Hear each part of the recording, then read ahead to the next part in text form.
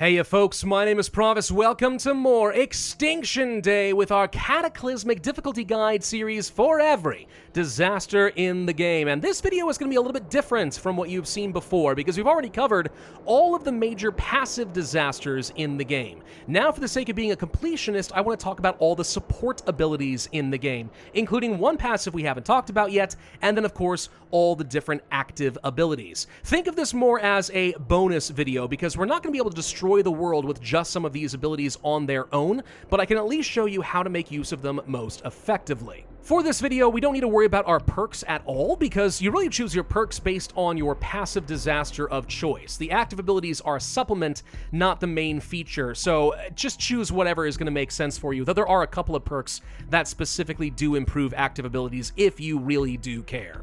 I'm also going to be playing on free play mode here instead of in the proper game at Cataclysmic difficulty, which means you're not going to see any of the costs for energy or souls for any of these to work, but I just want to be able to show you things very quickly because again, we're not going to be playing through a full game in this particular video. Now let's talk about the last passive disaster that we haven't covered up to this point. That is going to be the Civil War. Now this is going to sound a lot like using warfare, and it is very similar, I suppose, though it doesn't cost any blood to expand or use the Civil War, which is a little bit of a plus. But here's the weird quirk about Civil War. It can be used in conjunction with another disaster. So let's say I were to place down warfare over here in India first, which you've seen me do before. You can usually not spread a second passive disaster into the same region. The Civil War is the one exception. I can place this right over here, and I can swap between both of these, as you can see in this area. But the Civil War has a restriction. It can only ever be used in one territory at a time, not even just one region. One territory, which means its only function is to help burn down a specific area as quickly as possible. Why would you do that? Maybe there's a couple of specific challenges you're going for, or more likely, you're trying to trigger the global decay effect a bit sooner so it starts doing damage to the rest of the world. And that is a viable strategy, I suppose, not one I'd recommend, but you could certainly try it. To that extent, Civil War is deliberately designed just for the global decay, in my opinion. I'm going to show you what build order I do recommend here. If you're going to go for this, you do want to go for things like the increased riot size, the burning buildings, and the sky patrol. These are your three abilities that are ultimately going to do a lot of damage, and between all three of them, it's a pretty respectable amount of damage. It's really not bad. It's very effective at burning something down. From here, you would then choose some support abilities depending on what you're trying to burn down. So let's say I'm trying to get Europe down really fast for some reason. There's an ability here that does extra damage to each of these different abilities independently based on rich populations. So in Europe and North America or China, this ends up being very effective. There's also going to be the cold damage, again useful in some of Europe and stuff like that. Or if you're trying to burn down places like, let's say South America and Africa, maybe you want to go for the unstable damage and the poor damage and you skip these entirely. That's perfectly fine, though I will say these don't do an absolute ton of damage. It is usually better just to focus on upgrading these three abilities, and if you have extra souls, go ahead and focus on this. Now here's another quirk you should be aware of with the Civil War. I said that it could spread only to one region at a time. You could technically, if you want to, retire it and just remove the Civil War. More accurately though, when it has its expansion tick, you could say, all right, I'm done in this region, let's go ahead and expand it over to, I don't know, let's say over here in Saudi Arabia because I want to finish this region off a little bit faster. Before you do that, you should probably go ahead and pick up the Civil War expand cost. It's fairly cheap, reduces the cost to expand. It's kind of misleading because it sounds like you're expanding to be in multiple territories at once. Think of it more like 25% cost reduction to relocate the Civil War, and that's an accurate representation. Other things you could do are go for a global decay boost. This only is available to click once the global decay has started, so a region's already down, and you're probably winning the game, but if you want to win harder, I suppose you can go ahead and do this. Makes it so the global decay triggers much more frequently, twice as fast, which is, I guess, pretty good. This is why I'm saying it's a global decay ability more than anything else. You also have something here called the Disaster Combo. Greatly increases the amount of damage done by the Riots ability here if it is combined with a second disaster. I can't think of a single reason why you would use Civil War by itself. It should always be paired up with something else. So to me, this is a no-brainer, just greatly increases the amount of damage the Civil War is able to do. The final ability you need to be aware of here is called Public Services Crisis. Greatly increases the critical hit chance, greatly increases the critical hit damage. it's pretty darn good. However, to get this, you have to have first obtained Paramedic Response Breakdown from the influences. That means you need to go down these 4 little things right here. So a minimum of 16 influence cost in order to activate that ability. Lots and lots of critical hit damage, though, is in fact pretty good. And I haven't upgraded Warfare at all, so most of the damage you are seeing right here is from a barely upgraded Civil War. It's really pretty good for doing a lot of damage. If it weren't restricted to only being in one territory at a time, I'd actually say Civil War could be pretty darn good, but that limitation is very, very niche, and it's really only good for a support ability. It's just not good for trying to destroy the entire world. I think one thing that could make Civil War just generally better is if relocating it could cost you nothing. Then I wouldn't feel bad moving it around from place to place where I seem to be struggling with my primary passive, and I actually might make use of the Civil War a lot more often. But since it does cost something every time, I don't know. I feel like most of the souls you could spend in Civil War are better spent on your primary passive, and then you can affect the entire world at once instead of just being really good in one region at a time, if that makes any sense. It's an opportunity cost, and that's why I don't personally use this. There is one mission in the campaign where you need it though, so it's good to at least understand how it works, but that's the gist. Alright, now let's talk about active abilities. Most of these you have already seen to some degree, but just for the sake of being thorough, we'll talk about each individually. We're going to start with the Tornado. This is going to be a relatively cheap ability to use. I think it only costs like 30 energy to use at first. And it just targets a little area, triggers a tornado, and it just does some damage in that spot. Not even an absolute ton of damage. It's kind of okay by itself. The main reason you use the tornado is because it is cheap. There are some upgrades that at least make it somewhat viable, and it's very, very simple tree to play with. The tornado honestly kind of plays itself, and you only really use it if you have extra souls to just kind of throw at things. So you just say, well, I don't know what to do with my passive, let's just go ahead and make the tornado better and I'll just kill specific areas faster. If you're gonna do this, there's a couple things I do recommend. Start by picking up things like Devastation Harvest. This increases the number of souls that you obtain from killing with the tornado, so it becomes at least somewhat useful just to give you a little extra gas to focus on something that's more impactful like your passive, which is okay. I don't know that this is still worth it, but at least it makes it somewhat more cost efficient, so you aren't really suffering too much for using the tornado. It's just that there are better options. Also, I strongly recommend you go for the Multi-Vortex, which greatly increases the amount of damage that's done, and also is pretty darn good in the coast. So in places like Southeast Asia, this ends up being pretty useful for you.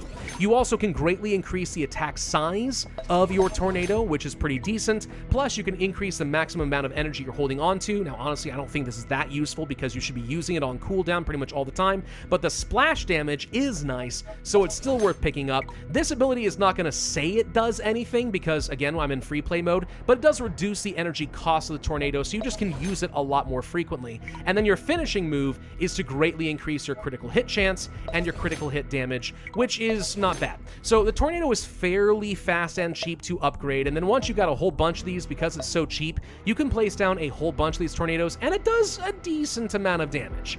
It's not amazing. Again, I think there are better options out there. They don't even last for that long. You have to place a whole bunch to destroy a single continent, but it does something. It is okay. Now, before I continue with more active abilities, I do want to point out there are ways to further amplify this. Since I'm in free play mode, you don't see how much energy is produced by the disaster and how much it costs. But again, like this produces, a few energy per tick and only costs like, 8 energy per usage or something.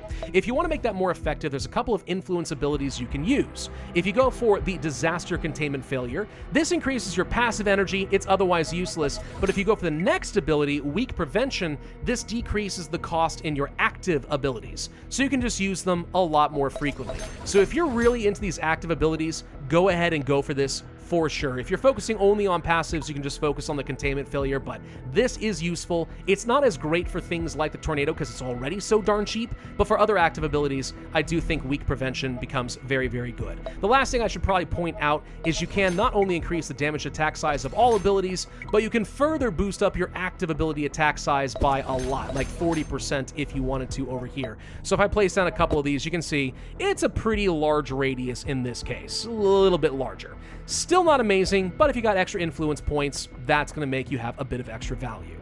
All right, let's move on to the next one.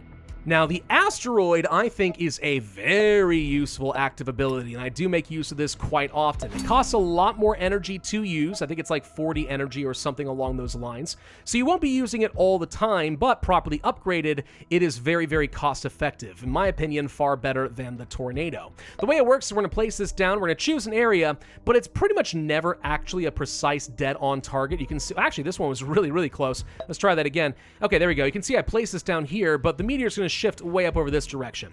It does a lot of damage in the immediate impact site, and that's kind of it. A very powerful tool, but very imprecise. We can make that a lot stronger. If we come over here, my recommended upgrade is to go for first the Impact Cloud. This is an active ability that basically has kind of like a fallout zone around the asteroid and does damage over time in a very large area.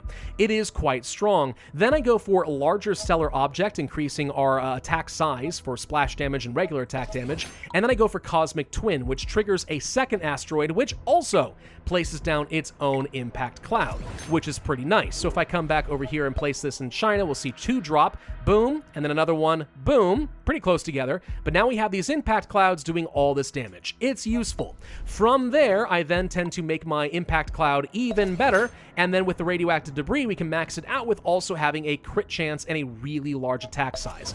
Very, very strong. The next thing you'll probably want to worry about is energy. This is where having cosmic energy is great. Again, it's not going to show you this effect since I'm not in free play mode, but it reduces the cost, I think, by like 5 or something like that for every use of your asteroid. So you can use it more frequently, which is nice. Then you pair that up again with something like weak prevention, so it's a lot cheaper, and now you can use the asteroid for like, I don't know, like 24 energy per use or something around there. It's pretty good. You can start using this a lot more frequently. So if I do something like this, boom and boom and boom and boom, and we're going to see a very large area is going to get hit from just 2 uses of the asteroid. This thing by itself destroys entire continents. If your passive is really struggling to reach certain areas, this is going to speed things along. I've used this to destroy all of Europe very effectively. I've used it to destroy, things like Australia very effectively. It is an amazing ability. I do recommend it. Our next active disaster is something you haven't seen in any of these videos so far, which probably tells you how often I use it.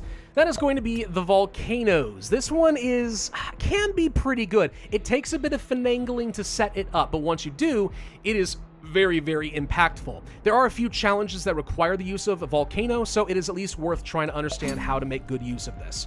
The way a volcano works is you can place it down, let's say over here, and it is going to linger in an area. This is a duration bar over its head right here. Once this is gone, the volcano will despawn, and in the meantime, it can do some damage in areas around it. Not a lot of damage, and it doesn't trigger very often. To that extent, the volcano by itself kind of useless. I think it costs 30 energy per use. You can store up 90 energy, which means right off the bat, you'll be able to place down 3 of them, but it doesn't do much. So it's not good unless you have a lot of extra souls to start investing. Once you get this thing upgraded though, it does become a little bit more useful. I would recommend starting with the Lava Blast, which is a new skill, so it's going to start launching some molten rocks in an area. It does a fair amount of splash damage in a pretty large area, not bad. I then would also pick up the Sulfuric Cloud, which is kind of like a mini winter ash from the asteroid, and it just does a little bit of damage over time. Doesn't trigger very often, but it's pretty useful, so I would go for that. I would not bother with a second level of Sulfuric Cloud unless you have a lot of souls to go with, though, because the second level increases your critical hit damage, but not your critical hit chance. So if you haven't invested in critical hit chance with your influence, then this doesn't do a lot for you except just increasing damage over time. Meh, kind of okay. Instead, once you've got both of these, go ahead and focus on getting something like the Lava Blast Impact, which increases crit hit chance, but only for Lava Blast, not this cloud, so don't get too excited, and then maybe grab a second level here. From there, you have a couple more options. I usually go for the extra size on the volcano, so I can do a bit more, and then I also go for Eruption Duration. This increases how long they're going to stick around and how much damage they are able to do. Once you get your third upgrade, it increases the length by 30%. I do not bother with going for Hot Ash because dry damage is just too niche, and in places like, let's say, Africa, the population is too spread out for me to make a lot of good use out of the volcano. There is, however, a very good reason to go for the duration and also to make this as cheap from an energy perspective as possible, and that's because there's a 1-2 combo you can do that practically destroys entire continents if you try. So let's say I'm going to go over here toward Europe and I have a whole bunch of energy currently stored up, then I place down a bunch of these volcanoes, something kind of like this over here. Get a bunch of these spread out, you know, put it in England, a little bit over here, a little bit over here, another one up over here. There you go. We've got 6 of these. You can have, theoretically, like 9, 10, 11 of these things running all at the same time if you hold on to your energy and then just place them all down, and then just keep placing them as fast as you can while the duration's still going. Why do you care about that? Well, because if you do that, there's an ability here called seismic shockwaves. Around every active volcano, it is going to do a massive amount of damage in a wide area. This is not a recurring ability. It only happens once, so you only click on this when you've got as many strategically placed volcanoes on the map as possible. When you do so, though, you're going to see big boom, and practically all of Europe instantaneously died. That is where the volcano actually can be useful. You can do that a total of 3 times. So 1, 2, 3. That's it. And they all do the exact same thing. So used properly, can the volcano be useful? Absolutely. Does it take a fair bit of souls for kind of a middling amount of damage just to set up the combo ability? Yeah, and that's where, again, it's an opportunity cost thing. I generally still find it more useful to invest in your passive. It requires less micromanagement and is often just as, if not more effective. But if you have to use the volcanoes, that's what you're going to do. You always want to set up for a really effective combo, wait for your energy, trigger the next one, and that's it. That's pretty much their entire use. Don't rely on them just to kill a bunch of people all on their own. It's just not worth it, in my opinion. Now we get to talk about the last of the active abilities, and my personal favorite of the bunch, the Airstrike. Now, this is really intended to be used with the Warfare passive ability. That's where it gets its most value, but even without it, it is very, very powerful. It's unique because there are 2 different modes you can activate. You can only use one at a time, but you can swap between them at will. We have the B-52 Stratofortress, you can see is going to just drop a couple of bombs in an area, or we can have the B-21 Raider, which is going to do a lot more damage in a far more focused area, which is pretty good. The thing is with the Airstrike is that you can upgrade either one of these modes independently of the other. There is no point in investing in both. You should just kind of choose which one you're going to want to use and focus all your points in upgrading that area, skip the rest. There's no value because you can only use one at a time. The B-21 does cost a lot more energy to use than the B-52, so keep in mind you can use the B-52 more frequently, which in and of itself I think is very useful. But let's start by talking about the B-21 so you'll see what's going to be good here. First off, we have extra precision. I think this is kind of useless. It's already precise, so 1 point there is all I'd ever do. Then you can go for Blood Storm, which is going to increase the amount of blood earned. This is only useful if you are using the Warfare passive disaster, but I mean, if you're trying to get a lot of extra blood so you can expand other territories quickly, yeah, this is viable at least. This could be very useful. There's also going to be the Extended Impact Zone, which does exactly what you would expect it to, and then there's going to be Dual Payload, greatly increasing the amount of damage done.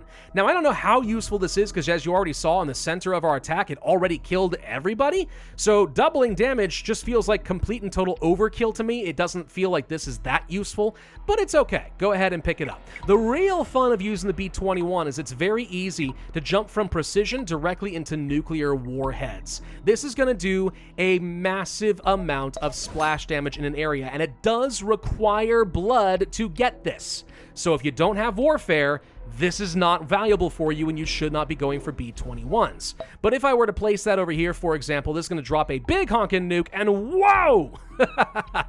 That does even more concentrated damage than the asteroid, at least initially. And if you want to, you could also grab a radioactive fallout cloud, which is very similar to what you'll see from the asteroid. The problem I have with that, though, is if I were to drop this, what you're going to see is it does almost the entire radius is instantly dead. There's a small radius of people on the outside here who are alive, and those are the ones that are going to get affected by the cloud. That's not a massive area of people being affected here. So the main initial strike is far more useful than the fallout. So to that extent, if you want a really cheap option, it could be worth grabbing B-21 Precision, plus the Bloodstorm, plus the nuclear warhead, and then do nothing else. And this becomes a fairly cheap way of just wiping out entire continents over the course of the game. And you don't even need to get anything else, so you don't have to spend a lot of souls. That is an option for you, up to you. But that said, As I said earlier, I prefer the B-52 Stratofortress. I find it to be far more consistently used. While the B-21 costs, I think, 70 energy to use, so it's very expensive, the B-52 only costs 35, so you can use it twice as often. And what you can do is start by increasing the number of bombs that it drops, and then you can also go for Air Terror. This is going to increase the number of souls you generate by killing with the B-52 Stratofortress, which you'll be using all the time. So you can actually get a lot of soul generation. It is far, far more effective than the Tornado in that way. From there, you can increase the amount of attack size we're going to have. You can greatly increase the splash damage, and since you're going to be dropping more and more bombs as you upgrade the ammunition, this just gets more and more value, which is great. Then we can greatly increase the critical hit chance, and you can finally add in some toxic gas, which is going to apply a small, tight bleed damage over time effect. So if I max this out over here, I want to show you how effective this can be, because again, for only like, 30, 35 energy, you're going to be using the Stratofortress a lot. Let's just go ahead and drop one of these along in Europe, and you'll see what it does. Boom, boom, boom, boom, boom, boom, boom. It already did like 2/3 of the life of Europe in one bombing pass, and it's not going to be much longer before I can do another, plus the gas is sticking around. It doesn't tick very often, but it does do some of that extra damage, which is great. So you just drop a whole bunch of these along like this, and the entire continent is practically going to be dead just like that. B-52 Stratofortresses can win you the game by themselves once they are fully upgraded. They are very, very good. Make it as cheap as possible, and you're just going to be laughing. Plus, you'll be generating so many souls, like you can do whatever you want with your passives too. So I like that a lot. Now, the last thing you should be aware of with the airstrike is there is an ability here called War Economics, which reduces the energy cost to use it, which again is not going to show here in free play mode. The main downside is it's going to cost you some souls and blood up front, and then every consecutive upgrade only costs you blood to use. If you are not generating blood, you're not going to make this cheaper. But as I just demonstrated, just from all of this by itself, I mean, like, the B-52 is pretty good. I might take that over an asteroid if I want to. It's really, really effective. It's basically just combining the effect of the asteroid with the extra soul efficiency and generation of the Tornado, and then you just win. You just win. B-52s are amazing. Never, ever let anyone tell you otherwise. I would use them any day of the week for pretty much any scenario if they are allowed. And that's it, folks. That is every disaster currently in the game. There are going to be some new extraterrestrials added into the game at some point. There are no current release dates, but other than that, I really have nothing else to show you. Again, this video was a little bit more of a bonus video, just talking about the things you can't use to win the game by itself, but there are situations where you're gonna want to make use of some of these support active abilities, maybe occasionally the Civil War, in order to win harder. So understanding how to use those is a big part of winning consistently on Cataclysmic difficulty or completing some of the more difficult challenges.